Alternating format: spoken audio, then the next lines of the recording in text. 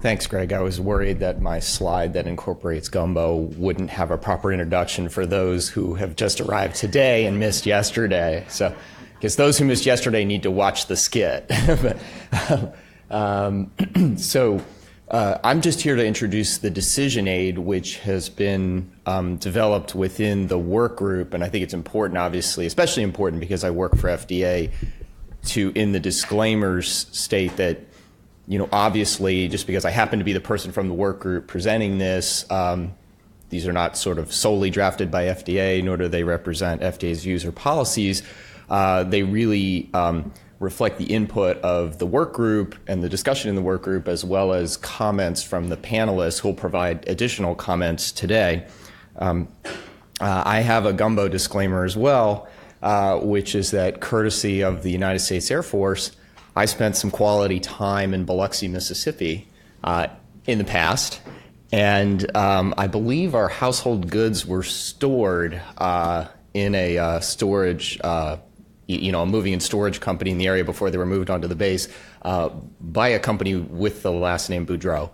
And I think that would be with an X, by the way. While there, some of you may know that the Gulf Coast has a vibrant shrimping industry, and Biloxi is one of the centers of that. And so I did have the experience of going to the docks down by the casinos and haggling for shrimp, where you really want some real world evidence on the size of the shrimp you're actually buying. It's 40, 50, 50, 60, just give me the money type discussion. So my disclaimer is that I am an anti-tomato gumbo person. Never, ever, doesn't matter what you're doing, tomatoes are always wrong. So in gumbo. Okay, so back to real work.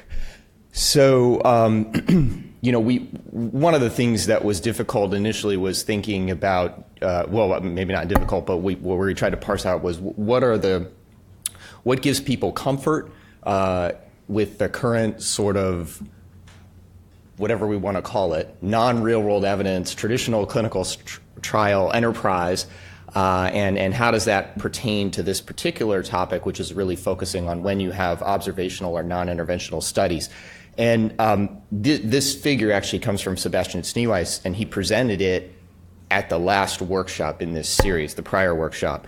And there's really two major aspects of randomized controlled trials, the enterprise that gives everybody comfort. One is the random treatment assignment, but the other is controlled outcome measurement. And so we just wanted to sort of level set for the beginning of this presentation that we had a whole other session, which was session 2 yesterday, where we deferred the data issues to session 2, because those data issues affect interventional randomized designs, i.e. pragmatic trials, just as much as they affect observational designs. So the focus here really is on the red area, which is the random treatment assignment itself in randomized control trials or pragmatic trials versus the non-random treatment assignment, which is obviously made by the patients and prescribers in the real world.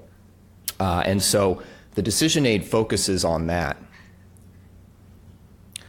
So the kind of motivating questions for this session, for the work group were, one, do you need random assignment for valid inference?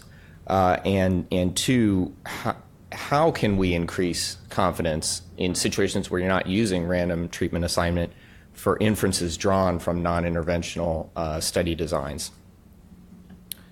So I'll just quickly run through the actual points in the decision aid. I'll mention that there was a lot of discussion about, how do you make this brief enough for a reasonable discussion in this workshop versus, there maybe are some more things that should be prescribed in the decision aid or in future, work products that kind of are yielded from this in the future.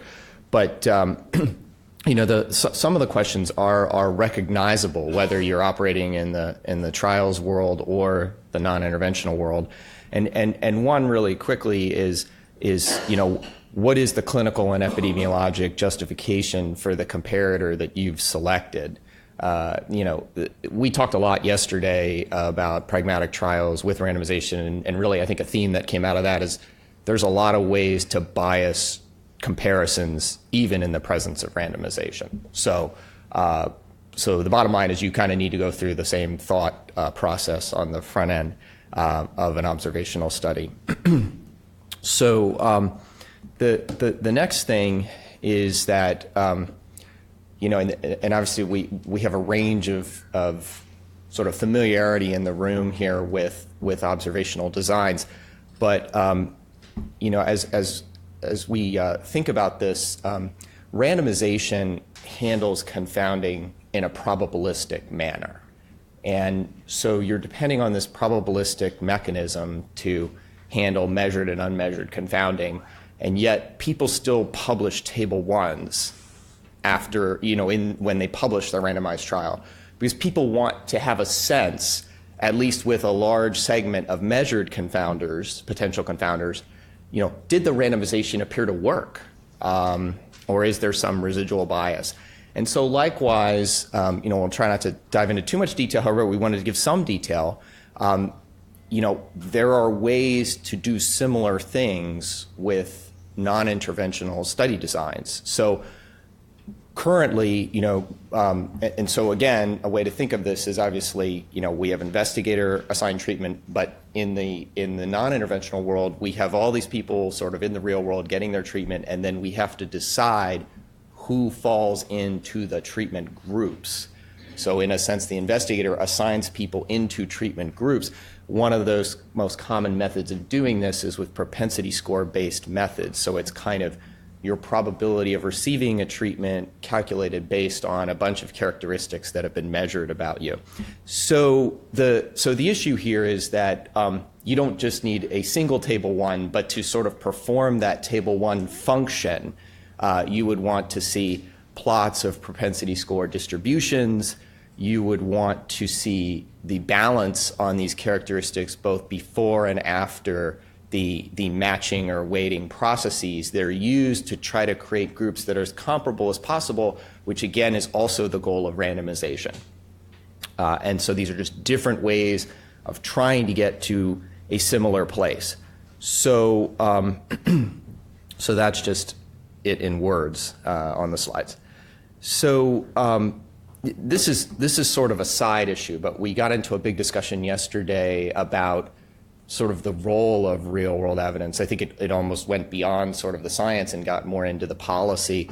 And people were talking about, well, do you want really, tighter inclusion criteria that might make it easier to have sort of internal validity? Do you want sort of broader inclusion criteria?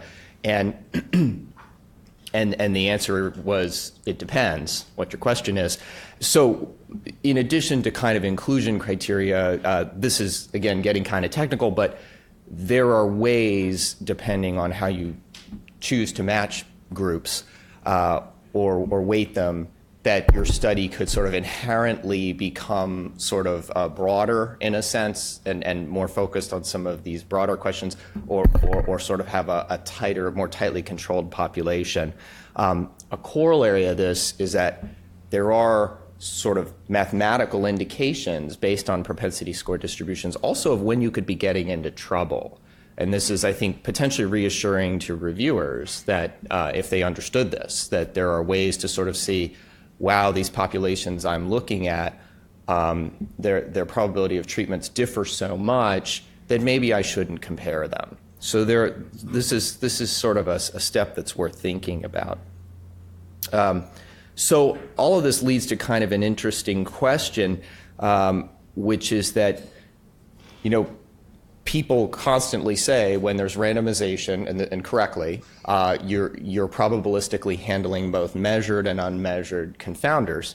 And they say that because the inception of treatment is decoupled from patient factors beyond the inclusion criteria. Obviously, there's trial inclusion criteria. But in a non-interventional design, because the patients and physicians are making these decisions, there's always some connection to patient factors that then has to be adjusted for in your analysis. So that's sort of the dawn of this concern. But there's been this countervailing trend, which is kind of interesting, which is, of course, the sort of explosion of big data in a sense. And what this means is that you have increasing amounts of data there's different kinds of big data. There's sort of breadth in terms of large population sizes, but over time, as you are able to stack more and more data sources together, you end up having greater depth in your big data. And this reduces the amount of, in theory, the amount of confounders that remain unmeasured.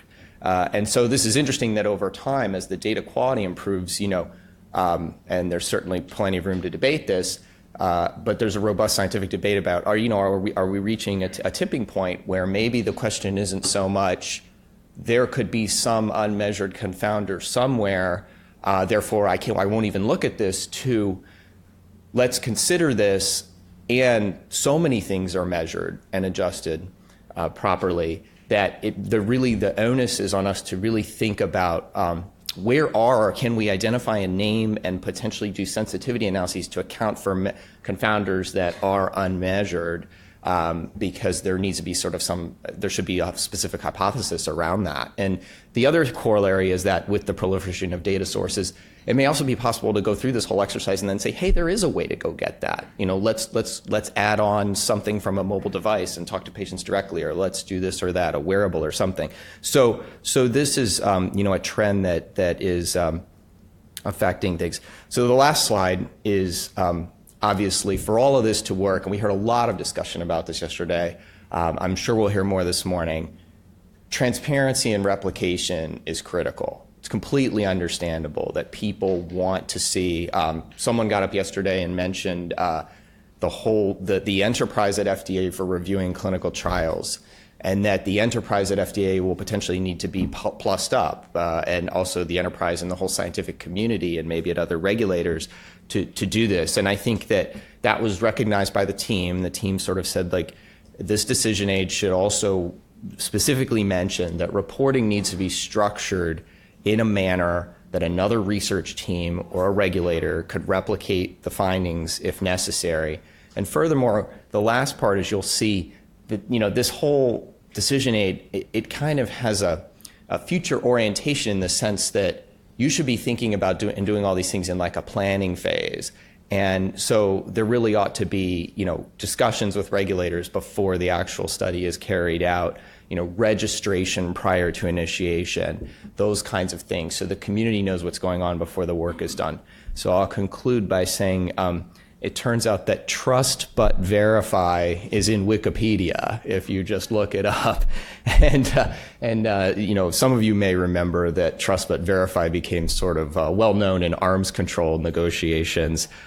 Turns out, ironically, it's a Russian proverb, and it may actually have relevance to the review of the observational epidemiology. So I'll turn it over to the panel.